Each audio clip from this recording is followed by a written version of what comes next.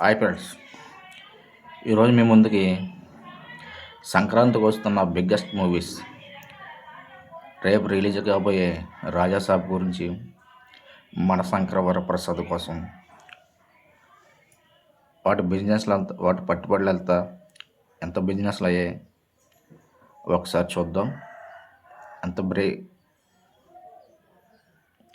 Raja Saab break even ఎంత, ఇవన్నీ ఒకసారి చూద్దాం. మనం రాజాసాబ్ బ్రేక్ ఈవెన్ ఎంతో ఒకసారి మనం చూద్దాం. ముందుగా మన శంకర వరప్రసాద్ గురించి మాట్లాడుకుందాం. ఈ సినిమా రిలీజ్కు జనవరి 12 ఈ సినిమా, అంటే ఇవాళ డేట్ 8. ఇంకా సినిమా 4 రోజులు ఉంది. రేపు ఎల్లుండి 3 రోజులు ఉంది. ఇప్పుడు వరకు ఈ సినిమా బడ్జెట్ అయితే 200 కోట్లు పైగానే అయిందంటున్నారు. 200 కోట్లు పైగా ఈ బడ్జెట్లోనే. విచిత్రం ఏమిటంటే చిరంజీవి గారికి జీరో మార్కెట్. అసలు మార్కెట్ నేను అలాంటి హీరోకి 70 కోట్లు పైగా రెమ్యునేషన్ ఇచ్చారంట. అతని రెమ్యునేషన్ 70 కోట్లు పైగా చిరంజీవి గారిది. అలియన్ రాపూడిది 25 కోట్లు, వెంకటేష్ గారిది 15 కోట్లు, నయనతారది 9 కోట్లు. వీళ్ళ నలుగురు రెమ్యునేషన్ 100 కోట్ల పైగా దాడేసింది. ఇంకా చిన్న చిన్న ఆర్టిస్టులు వాళ్ళందరూ కలిపి నిర్మాణం అవుతుంది. ఇదంతా 200 కోట్ల పైగా ఇది బడ్జెట్ అంట. జనాలు ఎంత అమాయకంగా ఉన్నారో చూడండి. ఈ సినిమాకి ఖచ్చితంగా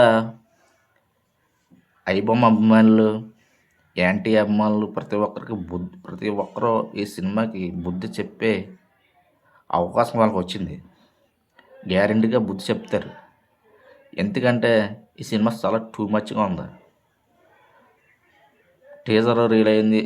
టీజరు, ట్రైలరు, సాంగ్స్, నైట్ వచ్చే ఒక్కొక్క స్టెప్ పడుతుంది. ఇవి ఎలా ఉన్నాయంటే ప్రతీది రొటీన్. ప్రతీది ఒక్కడ కూడా ఇది బాగుందిరా, కొత్తగా పెట్టాడు అనిల్ రాపూడి అని చెప్పుకోవడానికి కూడా ఒక్కటి కూడా లేదు. ప్రతీది రొటీన్. అంటే గతంలో అనిల్ రాపూడి తీసిన సినిమాలు అన్నీ అలా ఉంటాయి.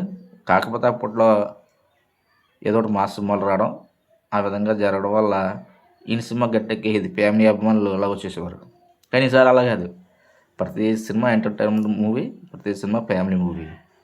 ఈసారి అనిల్ రాపూడి ఖచ్చితంగా భారీ డిజిటల్ అవుతుంది నా అంచనా ప్రకారం. ఎందుకంటే ఇప్పుడు వరకు జీటీవీ ఇవ్వడమో ఓటీటీ రైట్స్, G5 ఇవ్వడం కానీ, జియో స్టార్ అమ్మో ఓటీటీ రైట్స్, G5 ఇవ్వడమో శాటిలైట్ రైట్స్, మ్యూజికల్ రైట్స్ ఏమో టీ సిరీస్. వీళ్ళు కొనుక్కున్నారు కానీ ఎంత అమౌంట్ ఇస్తామన్నది కూడా ఇంకా చెప్పలేదంట. అదే మ్యూజికల్ రైట్స్ ప్రకారంగా టీ సిరీస్ కొనుక్కోవడం వల్ల అంటే సేఫ్ అయిపోడు మ్యాక్సిమం. ఎందుకంటే వ్యూస్ పరంగా బాగా వచ్చాయి. ఈ మన శంకర వరప్రసాద్ ప్రతి సాంగ్, ప్రతి టీజరు అన్ని పరంగా హైలైట్ బాగా వచ్చాయి వ్యూస్. ఈ సినిమాకి మ్యూజిక్ రైట్స్ సైడ్ సేవ్ అయిపోయినట్టే. అదేవిధంగా ఈ సినిమా ఏమాత్రం నెగిటివ్ టాక్ వచ్చినా సినిమా భారీ డిజాస్టర్ ఖాయం. ఎందుకంటే రవితేజ సినిమా చాలా పాజిటివ్గా, చాలా చాలా హైబజ్ ఏర్పడిపోయింది చిన్న సినిమాలో. ఈసారి రవితేజ ఖచ్చితంగా ఎట్టి కొడతాడని. కిషోర్ తిరుమల డైరెక్టర్ వల్ల ఆయన తీసిన గత సినిమాల్లో నేను శైలజ కానీ, ఉన్నది ఒకటే జిందాగి కానీ, చిత్రలహరి కానీ, రెడ్ కానీ సినిమా మంచి సినిమాలు అయినాయి. ఆయన కూడా మంచి సినిమాలు తీసిన డైరెక్టర్. శర్వానంద్తో తీసిన ఒక సినిమా ఏదో దెబ్బ వేసింది అనుకుంటున్నాను. ఆడారులో మీకు ఏదో జోహార్ లేదు ఉంటుంది. ఆడవారు ఆడవారు మీకు జోహర్లు ఆ సినిమా ఒకటే దెబ్బేసింది. మిగతా అన్నీ మనోడి అన్ని బ్లాక్ బస్టర్లే. ఫ్యామిలీ బడ్జ్ బాగా తెలుసు అనమాట. ఈయనకి బాగా క్రేజ్ వచ్చింది ఈ సినిమా రవితేజ సినిమాకి. భర్త మహాశైలికి విజ్ఞప్తి. తర్వాత ఇది సినిమా మనశంకర వరప్రసాద్ అన్నది బ్రేక్ ఈవెన్ మ్యాక్సిమం 130 కోట్లు ఉండొచ్చు గ్యారెంటీగా, అంత డౌట్ లేదు. 130 కోట్లు రావాలంటే షేర్ వచ్చి 250 కోట్లు పైగా రావాలి. ఎంత కాంపిటీషను.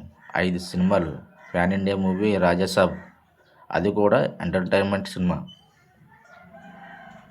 ఇంక ఈ సినిమా ఎటు చూసినా కష్టంగానే కనబడుతుంది. తర్వాత అనగనగా ఒక రాజు, శర్వానందం నటించిన సినిమా నారి నారి నడుమూరాది, ఇవి కూడా మంచి బడ్జెట్ ఉన్నాయి. చిన్న సినిమాల్లో టికెట్ రేట్లు తక్కువ ఉంటాయి కాబట్టి ఎక్కువ జనం ఆడియన్స్ ఆ సినిమాకి ప్రయారిటీ ఇస్తారు. అదేవిధంగా రాజాసాబ్ గురించి చూద్దాం. రాజాసాబ్ సినిమా వచ్చి 450 కోట్లు పైగా బడ్జెట్ అయిందటండి.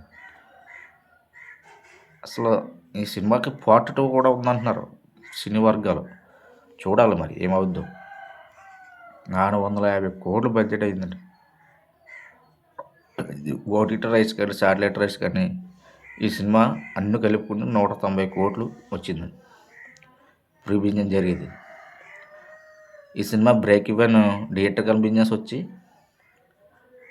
209 కోట్లు జరిగింది. బ్రేక్ ఈవెన్ వచ్చి 210 కోట్లుగా దిగుతుంది. అయితే ఇది 190, ఇది 210, 400 కోట్లు ప్రీ బిజినెస్ జరిగింది. 450 కోట్లు బడ్జెట్ అవుతాయి. సినిమా రిలీజ్కి ముందే 50 కోట్లు నష్టాలు, భారీ నష్టాలు. మనశంకర వరప్రసాద్ కూడా 200 కోట్ల పైగా జరిగితే ప్రీ బిజినెస్, ఓటీటీ రైట్స్ ఇవన్నీ కలుపుకుంటే అది రాలేదు. ఈ రెండు ఆల్రెడీ సినిమా రిలీజ్కి ముందే నిర్మాతలకి నష్టాల్లో ఉన్నాయి. ఈ 2 సినిమాలు నాకు ఎందుకో తేడా కొట్టేలా కనబడుతుంది. జనం ఈ సినిమాని చూసే అవకాశం తక్కువ ఉంటుంది. ఎందుకంటే రాజాసాబ్ సినిమా ఫ్యాన్స్ షో అంటే 1000 రూపాయలు టికెట్ పెట్టారు. ఆ 1000 రూపాయల టికెట్ తర్వాత ఫ్యాన్స్ షో పెడుతున్నారు. ఆ టికెట్ రేటు ఏమవుతుందంటే జనంలాగా వెళ్ళిపోతుంది. ఆ 1000 రూపాయల టికెట్ అని నెట్టుతాకు వచ్చేస్తున్నాము. అందువల్ల ఆ ఫ్యాన్స్ వాళ్ళు కూడా నిజంగా ఫ్యాన్స్ మీద అభిమానం ఉంటే టికెట్లు తక్కువ రేటు పెట్టి చూపించరు. ఇది చాలా వర్స్ట్ సినిమా. ఈ 2 సినిమాలు అంటే నా అంచనా ప్రకారం మరి ఆ దేవుడే కాపాడాలి ఈ 2 సినిమాలని. ఇప్పటికే ప్రీ బిజినెస్ ప్రకారంగా నష్టాల్లో ఉన్నది cinema. Thank you very much.